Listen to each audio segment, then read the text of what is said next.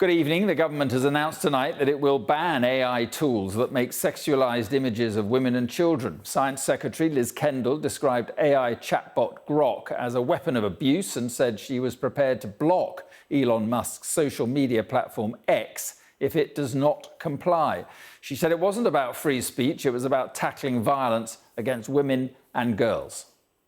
They are not harmless images. They're weapons of abuse, disproportionately aimed at women and girls, and they are illegal. The Data Act, passed last year, made it a criminal offence to create or request the creation of non-consensual intimate images. And today, I can announce to the House that this offence will be brought into force this week. And that I will make it a priority offence in the Online Safety Act too. This means individuals are committing a criminal offence if they create or seek to create such content, including on X. And anyone who does this should expect to face the full extent of the law. Let's cross live to Westminster and bring in our correspondent, Amanda Acas. And so this is filling a gap that existed in the legislation when it came to criminality.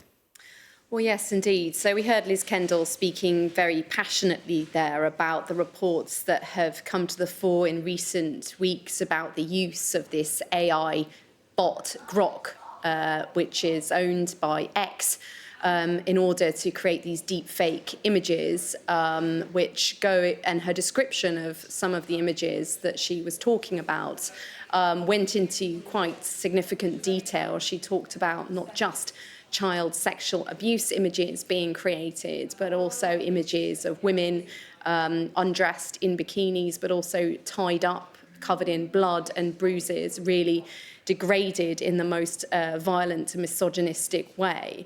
And she said this isn't an issue of freedom of speech, it's an issue where these images have become weapons of abuse. So clearly the government is keen to sound to be as strong as possible, to sound certainly as strong as possible on this. So she announced two things as part of this speech, one of which is that plans that are already underway to make it illegal for individuals to create or share these kind of images. And she said that's actually now going to come into force this week.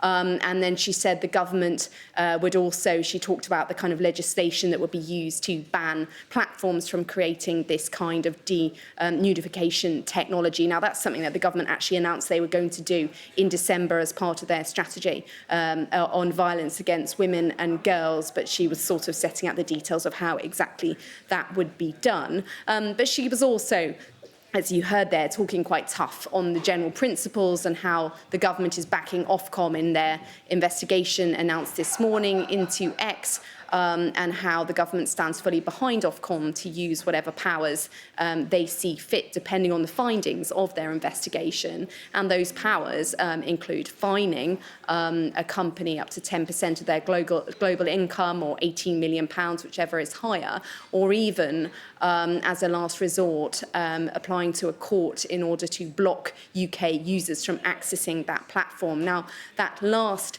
possibility, effectively banning X in the UK, has been very controversial. And in fact, Julia Lopez, who is the Conservative who responded to Liz Kendall in the Commons earlier, talked about this as a real risk, saying the government had gone too far with its suggestions that they could fully ban a platform of this kind, and suggesting that what really needed to be done is the government to introduce a ban on social media for under 16s, which of course is a Tory position that the government haven't got into a committed position on.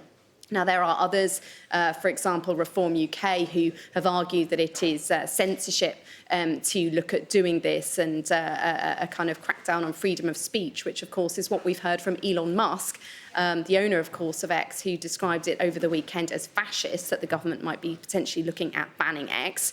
or even though X have themselves argued that it is unlawful to create any images which break the law, and that action would be taken against individuals who do so. So effectively, they've been arguing that those measures are already in place, and then last week we saw them changing their system so that only premium users who actually pay to use X would be able to access to get Grok to do this and use this feature, which the government described as insulting, and saying it was making it a premium service for people to do this. X arguing that it meant that they would have the kind of names, the bank details, the actual identities of these individuals, so action could be taken against them. The response from the government today, though, however, very much that the platforms have a much greater responsibility to act and prevent this kind of thing happening on their platforms, and they are prepared to go much further than they have done so far.